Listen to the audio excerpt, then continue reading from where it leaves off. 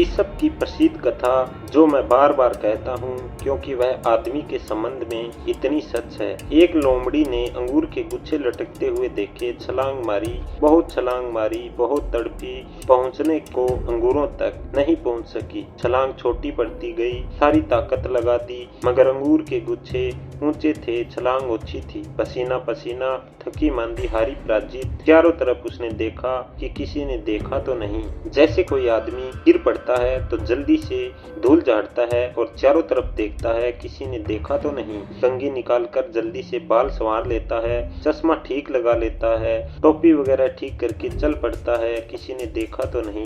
इसकी भी फिक्र नहीं होती कि कहीं चोट लगी है या नहीं, वह तो घर जाकर देख लेंगे, लेकिन किसी ने देखा तो नहीं। घबराहट की कहीं मैं गिर गया, यह कोई देख न ले, मैं और पराजित हो गया। लोमड़ी ने चारों तरफ देखा, कोई भी न था। धूल झाड़ झवांस कर चल पड़ी, लेकिन एक खरगोश छुपा देखता था झाड़ी से। उसने कहा, चाची क्या हुआ? लोमड़ी बहुत चकित हुई। उसने कहा, हुआ क्या, कुछ भी नहीं हुआ, अंगूर खट्टे हैं, अभी पके नहीं। जब छलांग लगाकर पास पहुंची तो देखा कच्चे हैं, अभी तोड़ने योग्य नहीं, थोड़े पक जाएं फिर तोड़ेंगे। दोस्तों, ईसप की ये छोटी छोटी कथाएं आदमी के संबंध में है। लोमड़ी यानी आदमी के भीतर छिपी हुई चालाकी, बेईमानी, पाखंड। जो भाग जाते हैं जीवन से, वे भी अपने भागने को फलसफा बताते हैं, उसे भी दर्शन देते हैं, उसे भी सुंदर शास्त्रीय ढंगों में ढाकते हैं। वे यह नहीं कहते कि हम भगोड़े हैं, वे कहते हैं हम सन्यासी हैं, हमने जीवन का त्याग किया है। रामकृष्ण परमहंस के पास एक आदमी आता था जो हर उत्सव पर, धार्मिक समारोह पर अवसर ही नहीं चूकता था। पूर्णिमा आ गई, कभी एकादशी आ गई, कभी कुछ उत्सव, हिंदुओं के उत्सव की तो कोई कमी ही नहीं है। कोई भी बहाना मिल जाए, बकरे कटते थे उसके घर। धर्म का दिन आ गया तो बलि देनी होगी। काली का भगत था। फिर एक दिन रामकृष्ण को पता चला कि अब उसने धार्मिक उत्सव वगैरह मनाना बंद कर दिया है, अब बकरे नहीं कटते। क्या हुआ? क्या भक्ति छोड़ दी? बुलाया उसे और क्या हुआ उससे पूछा। बुढ़ापे में, अब मरते वक्त भक्ति छोड़ दी, अब बकरे वगैरह नहीं कटते। उस आदमी ने कहा, अब आपसे क्या छिपाना, औरों को तो मैं धोखा दे दूं, आपको कैसे दूंगा? इससे सतगुरु के पास होने में डर लगता है। औरों को धोखा दे दोगे, सतगुरु को कैसे दोगे? दोगे भी तो दे न पाओगे, उसकी पारदर्शी आंख पकड़ ही लेगी। तो उस आदमी ने कहा, अब सच बात आपसे कह दूं, औरों को तो मैंने कहा है कि अरे इन सब बाह्य क्रिया कांडों में क्या रखा है, जवानी का अंधापन था, चलता रहा, अब प्रौढ़ हो गया, अब देख लिया सब करके, इसमें कुछ सार नहीं है, असली बात भीतर है। लेकिन अब आपसे कह दूं सच्ची बात कि मेरे दांत गिर गए, अब दांत ही न रहे तो बकरे क्या काटना। मतलब यह हुआ कि दांत थे इसलिए बकरे काटते थे। धर्म तो बहाना था, धर्म तो सुंदर बहाना था, बकरे खाने थे। मुल्ला नसरुद्दीन की पत्नी ने एक दिन सुबह सुबह उससे कहा कि मियाँ कुछ याद है, अपनी शादी को पूरे 25 वर्ष हो गए, कल 25वीं वर्षगांठ पड़ रही है विवाह की, जोर शोर से मनाना। जिस बकरे को हमने इतने दिन पाल पोस कर तैयार किया है, हो इरादा तो कल कट कर जाएं। नसरुद्दीन ने कहा, फजलू की अम्मा, शादी हमसे की, बेचारे बकरे का क्या कसूर, उसको क्यों सजा देती हो? अरे काटना है तो मुझे काट, और यूं भी 25 साल में बचा क्या है, तब तो काट डाला, और बकरे का क्या कसूर, और उसको काटना होगा तो बकरी जाने तू क्यों पीछे पड़ी है। बकरे ने अपना क्या बिगाड़ा, भूल थी तो अपनी थी, भोगे तो अपन भोगे। लेकिन लोग हमेशा बहानों में जीते हैं। मनुष्य जाति की छाती पर जीवन निषादमक धर्म हावी रहे हैं, क्योंकि मनुष्य भीरू है, इतना भीरू कि बाबा तुलसीदास कहते हैं, भय बिन होत न प्रीति। इससे ज्यादा व्यर्थ की बात शायद ही किसी आदमी ने कही हो, इससे ज्यादा दो कौड़ी की बात कहनी कठिन है। इतनी अवैज्ञानिक, इतनी निरर्थक, इतनी असंगत खोजना भी चाहो कोई बात तो न खोज पाओगे। लेकिन लाखों लोग तुलसीदास के इस वचन को दोहराते हैं और मानते हैं, सोचते हैं, क्या गजब के मनोविज्ञान को खोजा है। भय बिन होत न प्रीति, और भय से कभी प्रीति हुई है? सोचा विचारा, कभी दो घड़ी विमर्श किया, चिंतन किया, मनन किया, ध्यान किया। भय और प्रीति, इसके बीच क्या संबंध है? जहर और अमृत के बीच क्या संबंध है? यह तो यूं हुआ जैसे कोई कहे कि जहर के बिना अमृत नहीं होता, सींचो जहर तब अमृत होगा। यह तो यूं हुआ जैसे कोई कहे बो नीम के पेड़, निमोलिया और तब आम लगेंगे। भय और प्रेम बड़ी विपरीत अवस्थाएं हैं। भय में आदमी सिकुड़ता, संतुलित होता है, छोटा होता है। प्रेम में फैलता है, विस्तीर्ण होता है। याद रखना, ब्रह्म शब्द का अर्थ, ब्रह्म का अर्थ होता है जो फैलता ही चला जाए, फैलता ही चला जाए, जिसके फैलने का कोई अंत न आए, जिसके फैलाव की कोई सीमा न हो।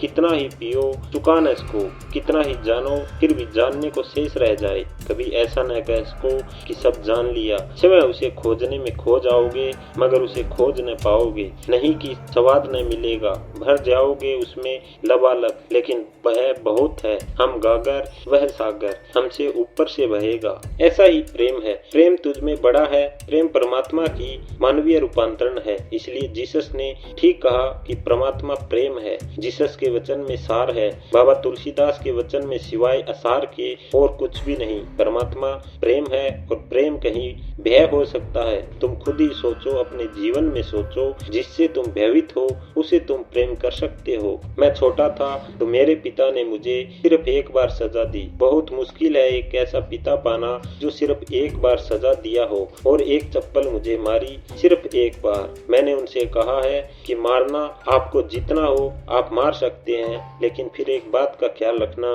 कि मेरे और आपके बीच प्रेम का रिश्ता न रह पाएगा।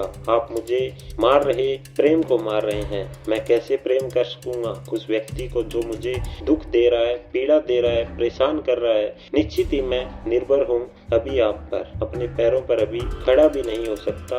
तो आपकी जो मर्जी, मारोगे तो भी ठीक है, सहना होगा, लेकिन मुझे नहीं मार रहे हैं। ख्याल रखना, मेरे और आपके बीच में जो प्रेम है उसे मार रहे हैं। वे संवेदनशील व्यक्ति थे, बहुत संवेदनशील व्यक्ति थे। बस पहली बार और आखिरी सजा वही रही। उन्होंने फिर मुझे कभी दो शब्द भी नहीं कहे। मारना तो बहुत दूर, मैंने कुछ भी किया हो, ठीक किया हो, गलत किया हो, उन्होंने जैसे एक बात को बहुत ही गहरे मन में ले ली कि प्रेम को नष्ट नहीं करना।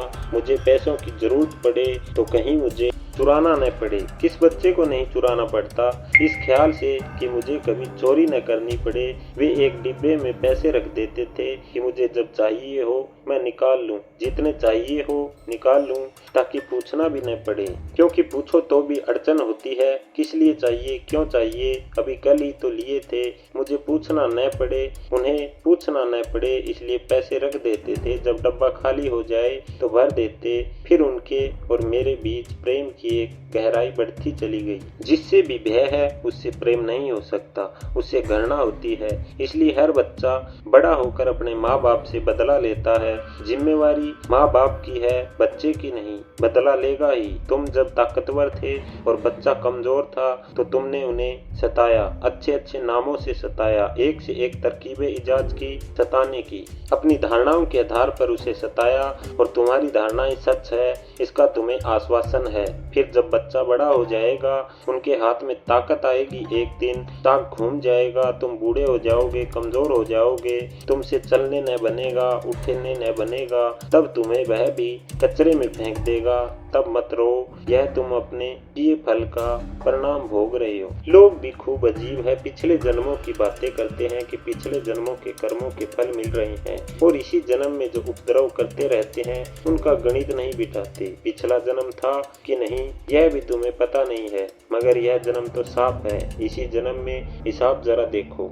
ईसाइयत ने 2000 साल तक मनुष्यों को समझाया कि ईश्वर से डरो, क्योंकि ईसाइयत ईसा के आधार से नहीं बनी। यह तो बड़े अचंभे की बात है। बुद्ध धर्म बुद्ध के आधार से नहीं बना और न जैन धर्म महावीर के आधार से बना और न हिंदू धर्म कृष्ण के आधार से बना। इस जगत में बहुत अचंभे है, लेकिन सबसे बड़ा अचंभा यह है। कबीरदास बहुत बार कहते हैं, एक अचंभा मैंने देखा, नदियाँ लग गई आग की, नदी के आग लग गई कि मछली चढ़ गई, रुख की मछली वृक्ष पर चढ़ गई। मगर ये कुछ भी नहीं अचंभे। कबीरदास मुझे मिल जाएं तो मैं उनसे कहूं कि कबीरदास जी ये कोई अचंभे नहीं, नदी में आग लग सकती है, इसमें क्या अड़चन, जरा पेट्रोल फेंक दो और आग लगा दो। अमेरिका की झीलों में आग लगती है। अब बेचारे कबीरदास आ जाएं तो मैं उन्हें अपना वचन बदलवाना पड़े, क्योंकि अमेरिका की झीलों में इतना तेल हो गया है, मोटरें चल रही है, मोटर बोट चल रही है, जहाज चल रहे हैं, इतना तेल फैल गया है, सतह पर कि आग लग जाती है। लेकिन असली अचंबा यह है कि महावीर को मानने वाले महावीर के दुश्मन, बुद्ध को मानने वाले बुद्ध के दुश्मन, जीसस को मानने वाले जीसस के दुश्मन,